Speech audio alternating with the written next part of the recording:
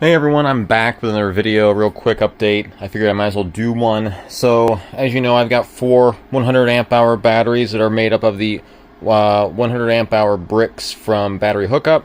Basically, everything seems to be working fine, generally speaking. I am currently balancing the final of the four batteries to get them kind of perfect. I'm using Dali BMSs on all, and I am using this Neely, whatever it's called, 4 amp balancer, and this crazy adapter that I built so that I can hook into the balance leads that are already existing from the Dali and then be able to gang them over to the Dali with another connection and then also plug in the balancer at the same time, because I don't make that type of connection. I need that connection. So I made that thing out of plugs and gluey things and stuff, and so I can plug in directly. Not ideal, but it is what it is, and this adapter so I can plug in other things. So this seems to generally work well, thankfully. The three other batteries, generally speaking, seem to be staying in balance. I changed the Dali to not balance until above 3.5 volts, which I think seems to be the better choice, honestly. I think the Dali kind of sucks, obviously, at balancing. You really should only let it balance at the very tippy top limit, otherwise it's going to throw stuff way out of whack very quickly. So this one is currently being balanced, and then I will charge it up some more and let it balance some more, and charge it up some more, let it balance some more, and then hopefully that will be pretty much it for the future.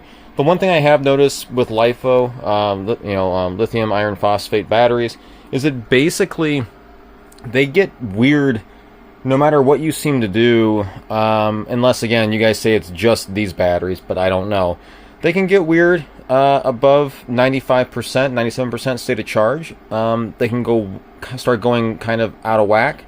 And I think that that's always going to be true unless you have a strong balancing current, because any little bit of difference in these batteries is going to cause crazy deviations at the top range of the pack. And I think that's also true at the bottom, as anything, once you start going under 10%, you really start to see some strange behavior. At 5%, it's all a dice roll kind of at that point. So I tend to think the upper 5% and bottom 5%, maybe expand to 10%, is kind of wonky. At the moment, I am cycling these between the range of, again, this changes depending on the time of year because of how the solar is set up, but recycling them between 10% and 95%. I let them go all the way down to 10. I bring them up to 95 before I switch back to batteries, and then let them go back down to 10. I do manually switch it over at a certain time to guarantee it charges up, but that's more or less what I've done. I find that just kind of gets me, most of the capacity without like having them ever go crazy out of balance, and it seems to just be fine.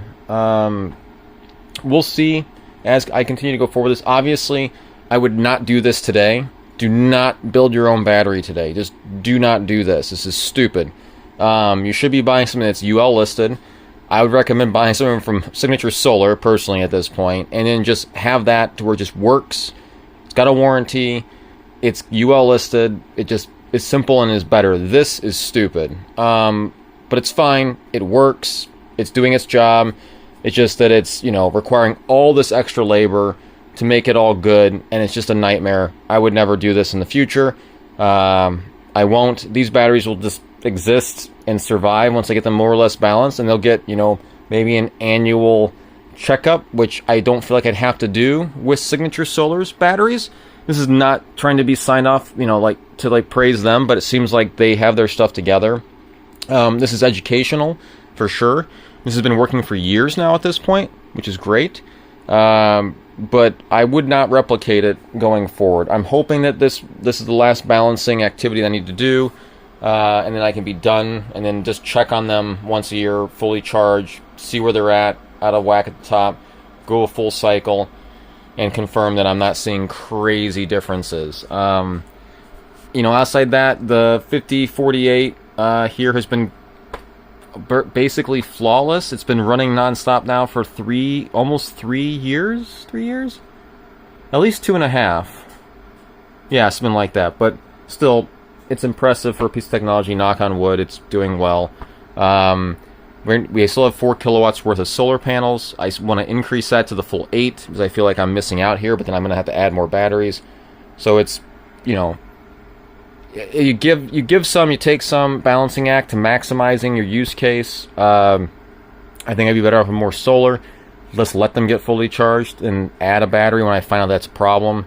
I feel like adding 5 or 10 more kilowatts would just be perfect, because effectively doubling the solar input on this would way more than produce on some days.